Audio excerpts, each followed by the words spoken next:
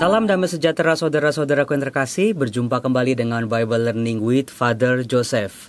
Pada hari ini lagi-lagi edisi kolaborasi di mana saya mengundang satu imam masih tergolong muda tetapi punya kualitas jempolan.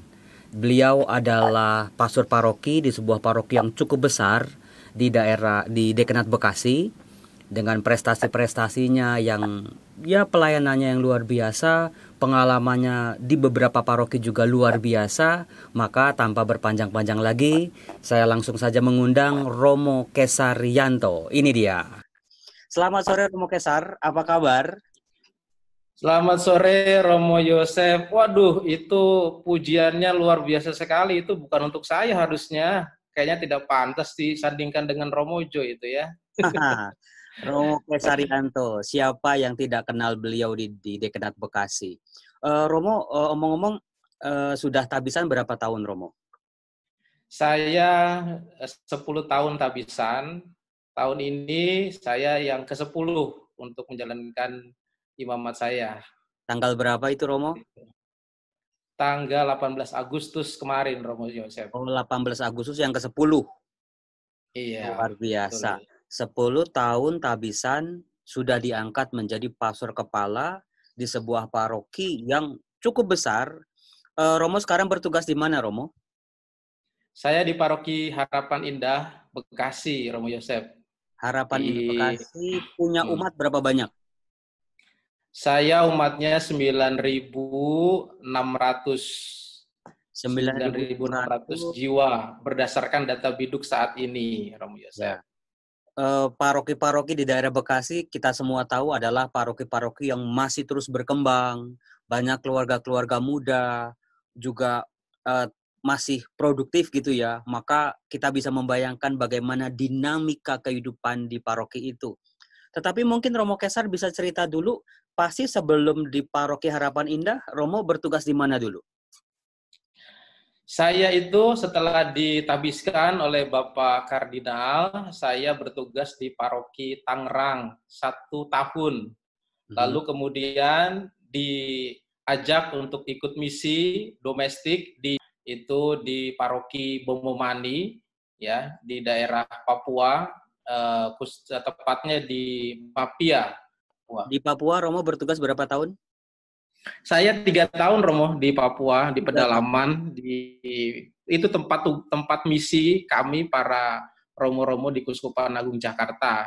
Sekarang sudah berganti-ganti romonya, dan terus Bapak Kardinal dengan misi Kuskupan Agung Jakarta membawa kabar gembira untuk para saudara-saudara kita di Papua, tetap mengirimkan imam-imamnya sampai saat ini. Ibu, Bapak, saudara-saudara yang terkasih, mungkin tidak banyak orang yang tahu bahwa Kuskupan Agung Jakarta ternyata punya daerah misi. Salah satunya adalah Paroki Bomomani di Kuskupan Timika. Nah, dari pengalaman Romo Kesar sendiri, pengalaman 3 tahun di Bomomani pasti berbeda dengan melayani umat di Jakarta. Karena kan kita tahu Romo pendidikannya untuk menjadi seorang imam di Jakarta. Nah, sekarang tiba-tiba ditugaskan di Bomomani. Nah, pengalaman apa yang positif yang bisa Romo timba yang sangat berguna bagi pelayanan Romo sekarang? Dari pengalaman di Bomomani, apa yang Romo bisa ambil sebetulnya untuk kekuatan panggilan Romo? Ya, Romo Yosef, saya ini juga sama dengan Romo-Romo lainnya, biasa juga, bukan suatu yang luar biasa. Tetapi dengan perutusan di Kuskupan Agung Jakarta untuk misi domestik, itu menjadi suatu hal yang menantang saya, dan itu suatu hal yang baru untuk Romo-Romo di Kuskupan Agung Jakarta. Tentu dalam menjalankan misi itu, kalau kita bandingkan dengan Jakarta, itu jauh berbeda. Ya, saya pernah 1 tahun di Tangerang dengan dengan fasilitas, lalu juga dengan keadaan lingkungan yang kota, ya, walaupun Tangerang itu bukan DKI Jakarta, tetapi juga kota Tangerang.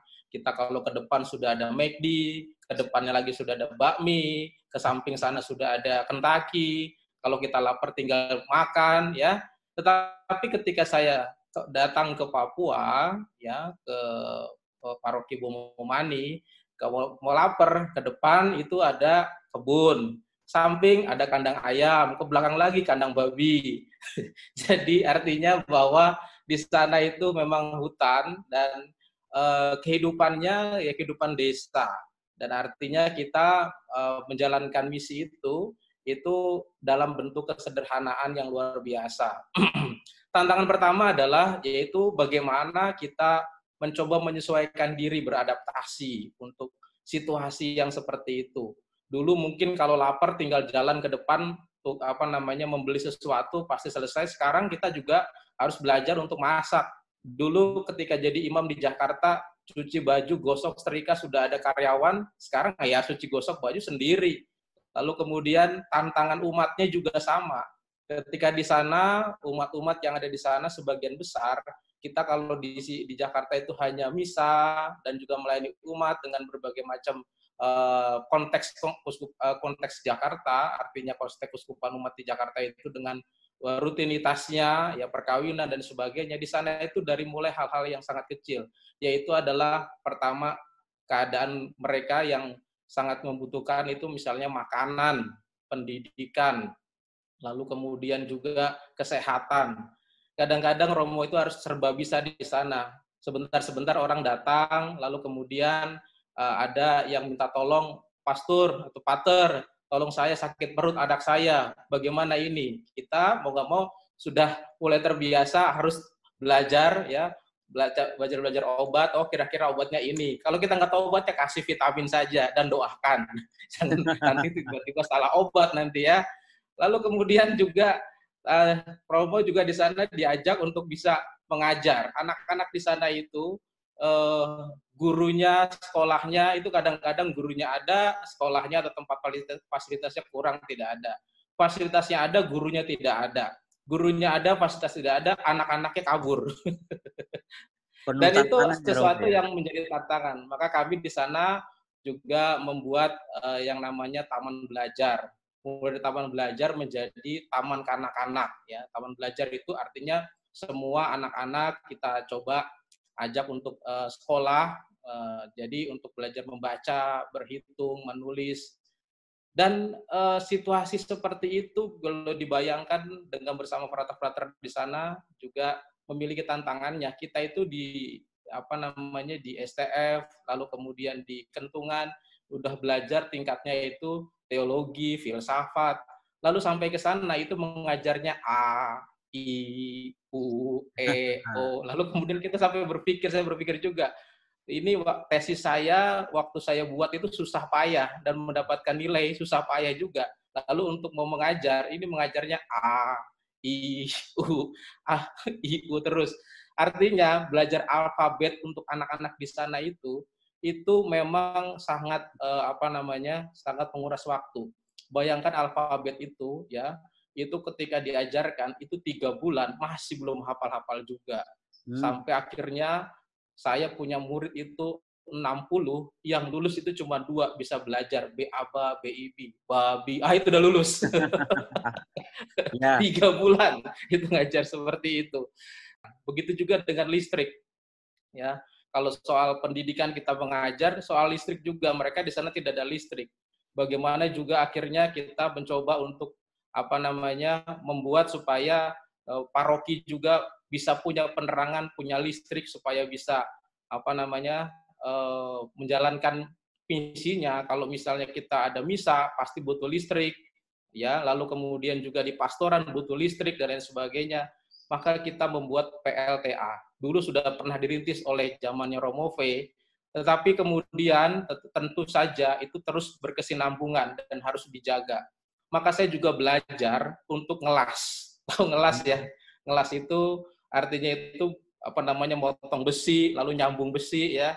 Itu kalau manggil rusak, manggil orang di kota itu jauh dan jaraknya juga kalau selain jauh juga untuk menuju ke Bomomani atau menuju ke gunung itu banyak hambatan dan rintangan, kadang-kadang tanah longsor, jembatan putus dan sebagainya. Maka tidak usah ambil pusing, saya juga harus belajar buat PLTA ini. Caranya kalau rusak saya harus bisa benerin sendiri ya. Saya bagaimana caranya ya belajarlah dari internet itu. Untung di sana itu kita sudah ada kerjasama dengan umat yang sudah punya jaringan internet, maka satu-satunya internet masuk hutan itu ya di Bomomani pada waktu itu. Belajar dari YouTube, oh ngelas caranya begini, oh lalu kemudian listrik itu pasangnya begini. Nah, lalu kemudian setelah belajar, akhirnya bisa juga. Nah, apa yang menarik di situ? Yang menarik adalah bahwa satu tantangan dari diri saya sendiri adalah bagaimana untuk bisa bertanggung jawab. Bagaimana menjawab apa yang menjadi kerinduan umat di situ. Umat di sana itu berbeda dengan umat yang saya layani di Kuskupan Jakarta. Mereka butuh makan, mereka butuh pendidikan, mereka butuh penerangan, mereka juga butuh kesehatan. Tentu kita tidak bisa semuanya melaksanakan, tapi paling tidak tanggung jawab umat itu adalah mencoba menjawab apa yang menjadi kerinduan mereka itu. Nah, tanggung jawab inilah yang menjadi nilai positif yang saya bawa sampai sekarang, sehingga apa yang menjadi tugas perutusan, yaitu tugas perutusan imamat dilaksanakan dengan penuh tanggung jawab untuk menjawab apa yang menjadi juga kebutuhan dan kerinduan umat itu.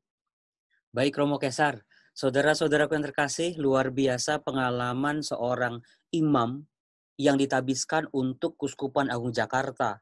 Tetapi ternyata dalam perjalanannya harus terbuka terhadap tempat-tempat perutusan di Papua sekalipun dengan keadaan yang luar biasa berbeda.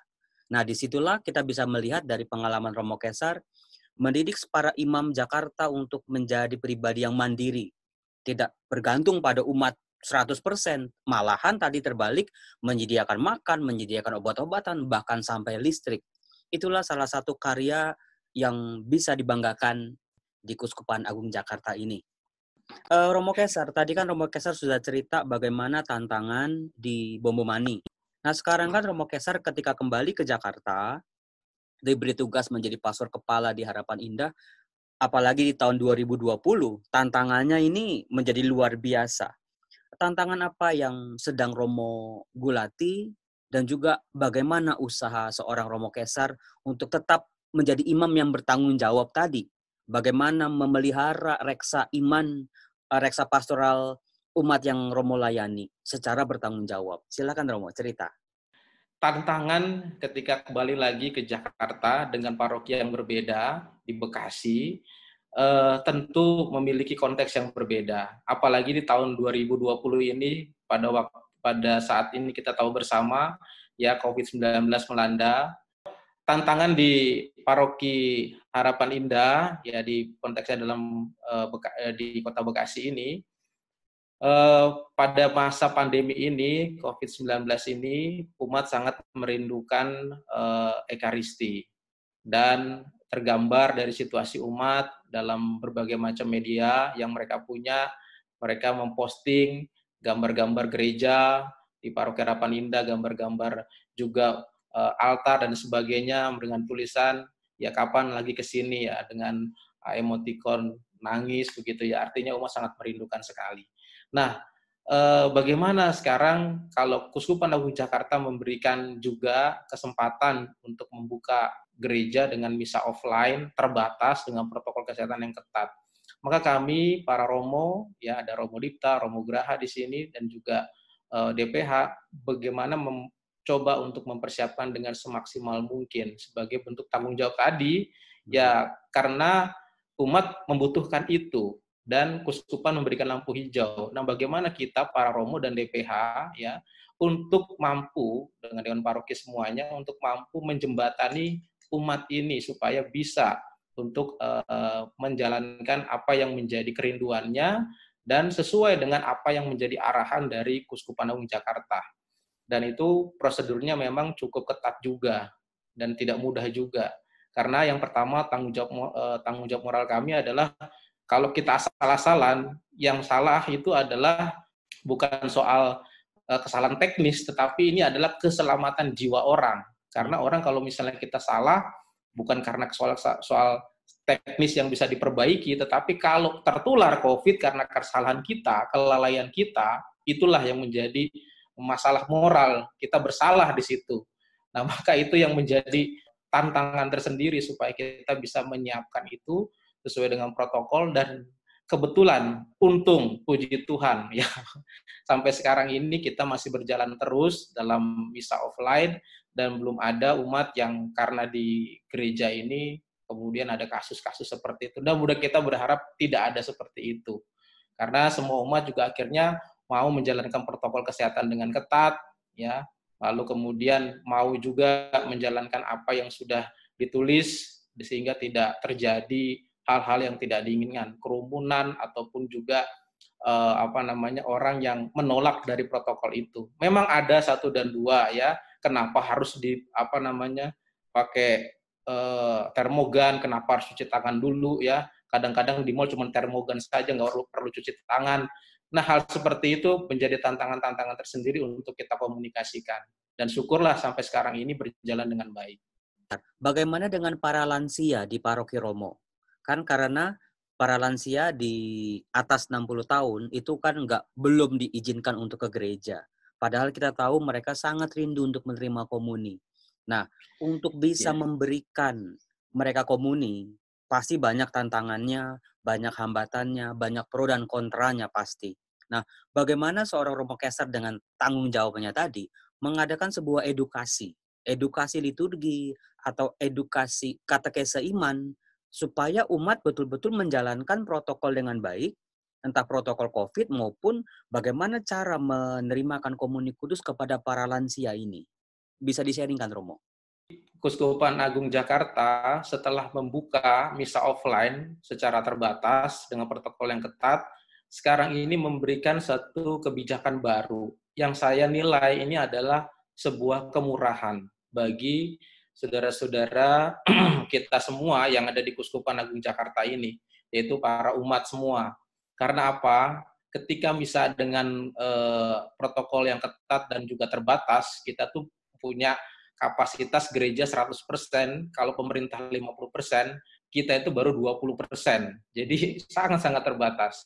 Sehingga anak-anak yang kecil di bawah 18 tahun ke bawah dan juga usia 59, para lansia ini, bahkan juga para prodiakon, itu artinya dilindungi supaya tidak datang ke gereja. Kata dilindungi ini, itu kadang-kadang itu tidak ditangkap, sehingga apa yang menjadi protes mereka itu adalah bahwa mereka itu dilarang. Ya, kita sudah dilarang tugas, lalu kemudian dilarang juga untuk misa. Nah, kata dilarang ini adalah tantangan dan tanggung jawab kita juga untuk bisa menjawab, mengedukasi, mensosialisasikan apa yang menjadi maksud dari Keuskupan Jakarta. Kami para Romo dan juga DPH itu selalu setiap minggu itu mengadakan yang namanya sosialisasi dan evaluasi. Setiap minggu selama berjalannya misa offline ini, semua lingkungan yang mau ikut misa offline itu ketua-ketua lingkungannya itu diundang dalam Google Meet untuk bersama-sama diedukasi dan disosialisasi. Ya, begitu juga dalam hal-hal perjumpaan-perjumpaan dengan online dalam Dewan Paroki Pleno dan sebagainya. Mensosialisasikan kebijakan ini bahwa anak-anak di bawah 18 tahun, ya banyakkan para misioner juga, dan juga usia 59 tahun ke atas itu bukan didiskriminasi dan juga dilarang, tapi dilindungi.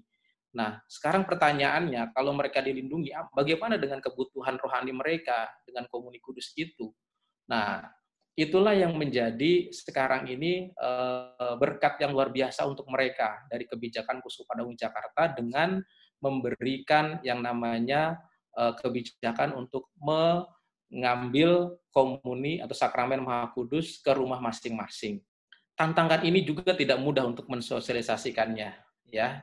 Romo Yosef juga pasti tahu ya, sakramen Maha Kudus itu adalah sesuatu yang bagi kita semua itu adalah sesuatu yang sangat-sangat kita agungkan. Bahkan kita mengadakan penghormatan setiap Jumat pertama. Nah, ketika kita diminta untuk mengambil sakramen Maha Kudus, pasti umat juga atau bahkan di kalangan klerus juga kita semua rada was-was. Takutnya apa? Takutnya komuni ini disalahgunakan. Tetapi antara kemurahan hati dan was-was ini itu harus disinkronkan. Makanya ada banyak protokol yang harus dilakukan, yang kita sosialisasikan supaya sakramen Maha Kudus itu bisa sampai di tangan para lansia dan anak-anak ini yang belum pernah menerima komuni selama 6 bulan, 8 bulan, sekaligus juga bahwa sakramental kudus tetap sakral, tetap dibawa dengan penuh hormat dan penuh tanggung jawab sampai ke mereka itu. Sampai inilah yang sampai saat ini kita jalankan. Nah, tentu dalam situasi tersebut ya banyak juga orang-orang yang masih belum menerima karena tadi mungkin sosialisasi ini masih begitu kurang.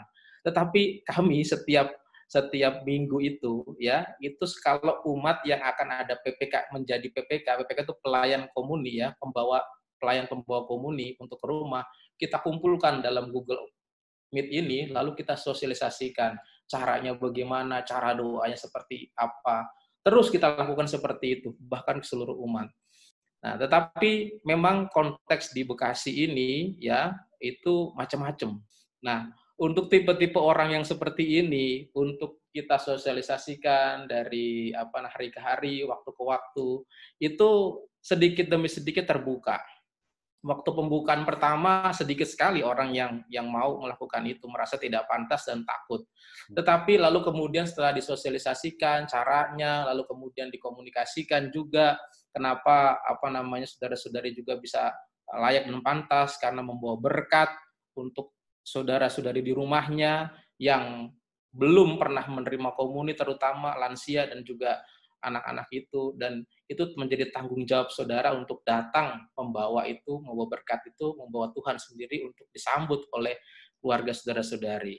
Nah, kenapa nggak prodiakon? Nah, itu tadi, pasti saudara-saudari semuanya yang meminta lebih baik pelayan gereja atau pelayan yang sudah tertabis, tentu itu menjadi suatu pertanyaannya, kenapa nggak mereka saja. Tetapi tentu Keuskupan Agung Jakarta memilih cara ini karena untuk melindungi apa keluarganya itu sendiri. Betul. Karena belum tentu kita itu pelayan yang tertabis atau orang luar itu steril dari yang namanya COVID-19. Nah, ketika orang merasa tidak steril, lalu kemudian dia datang ke sana malah menjadi suatu situasi yang bahaya.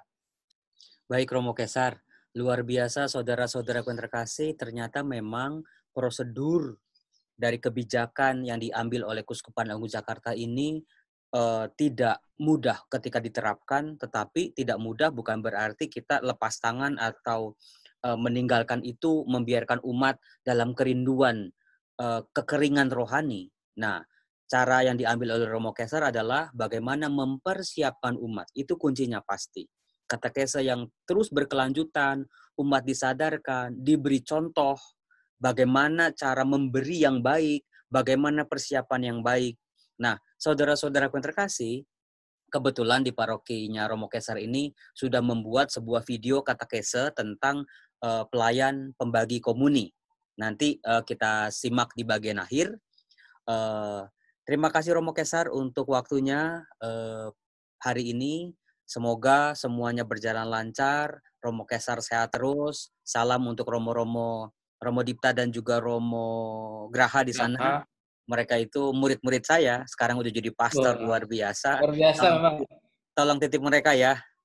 Baik saudara-saudara. Gurunya luar biasa, muridnya juga luar biasa. Baik saudara-saudara, terima kasih untuk waktu Anda. Mari kita perdalam persiapan kita menuju Natal yang sebentar lagi akan datang, sambil kita terus memperkaya, mengasah kerohanian kita, menyambut Sang Juru Selamat yang akan hadir di hati kita. Terima kasih Romo Kesar. Salam jumpa saudara-saudara yang terkasih. Tuhan Yesus memberkati. Salam.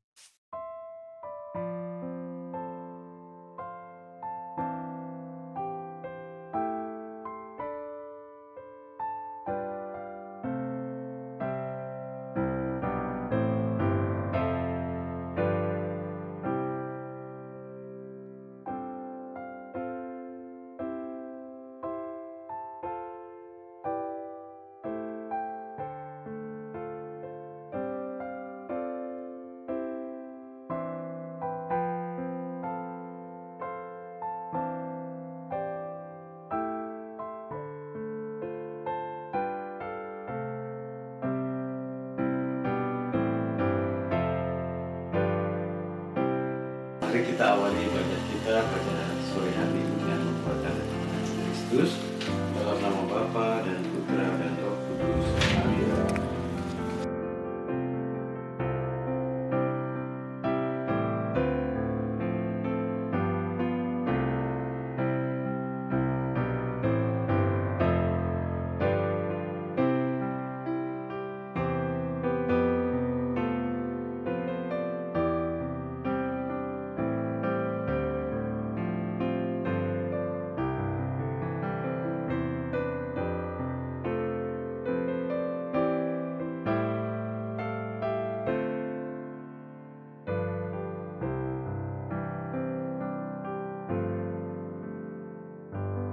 Demikian ibadat penerimaan komuni kita sudah selesai. Syukur kepada Marilah kita pergi, kita dikutus. Amin. Kayaknya semenjak gereja mulai dibatasi ya. Sejak gereja nggak ada. Berarti mulai Maret lah ya. Mulai Maret berarti. Sama 9 bulan ini.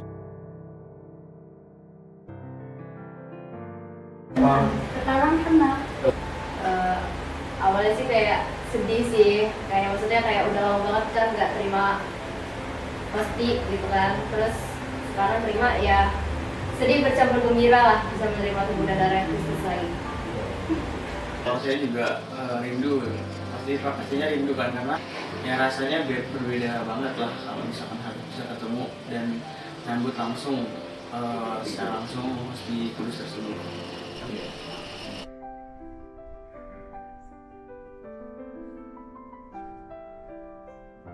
Ini tentunya menjadi suatu kerinduan sekali bagi kami sekeluarga ya, khususnya ya, bahwa ada kabar bahwa ada misa online, ada PPK pelayan pembawa komuni yang bisa menghantarkan komuni bagi keluarga-keluarga, khususnya bagi anak-anak, orang tua yang tidak bisa mengikuti misa offline.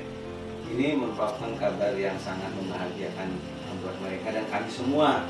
Ya, hari ini tentunya menjadi awal yang baik khususnya bagi keluarga kami bahwa Tuhan boleh hadir berkunjung ke rumah kami melalui sakramen Ekaristi, melalui sakramen Maha Kudus yang baru saja kami sambut, yang kami rayakan bersama dalam keluarga ini. Menurut saya itu ya benar-benar suatu kerinduan yang akhirnya bisa tercapai setelah kurang lebih 9 bulan yang saya tidak pernah menerima komuni, akhirnya bisa menerima komuni lagi, itu bahagia banget rasanya.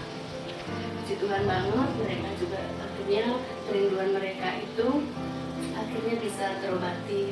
Dan khususnya ya saya juga sangat bersyukur ya, kan kemarin kita hanya jadwal 1 bulan itu mungkin 1 kali. Kalau sekarang ada diadakan misa offline dan online, ketika kita tidak mendapatkan jadwal di sana, tidak dapat undangan, jadi kita bisa menerima komuni di rumah. Sih sebenarnya ini suatu kebijakan yang baik ya dari KAJ juga memberikan kebijakan seperti ini gitu. Karena bisa kita lihat ya, udah hampir 8 bulan ini pun banyak umat yang khususnya 59 ke atas, lansia dan anak-anak yang udah terima komuni itu jadi nggak bisa terima tubuh dan darah Kristus lagi gitu. Jadi dengan kebijakan ini sih menurut saya suatu kemurahan hati ya, dari Bapak Uskup di KAJ ini gitu.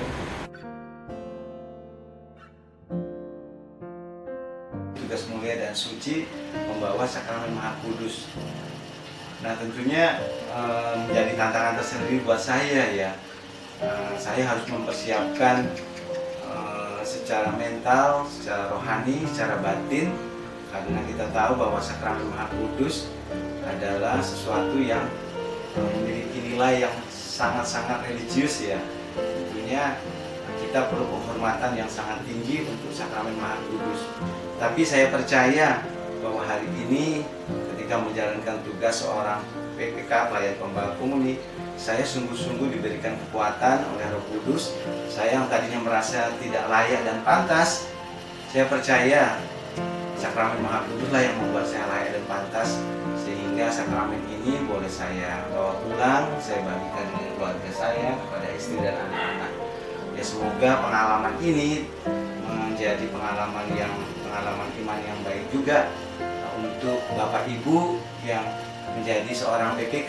Tidak perlu khawatir, tidak perlu bimbang, tetap tekun dalam doa, percayakan bahwa kesempatan tugas mulia ini menjadi kesempatan yang mesti kita ambil supaya sakramen Maha Kudus yang sudah dirindukan oleh keluarga-keluarga kita ini bisa kita bawa, kita bagikan dengan anggota keluarga kita.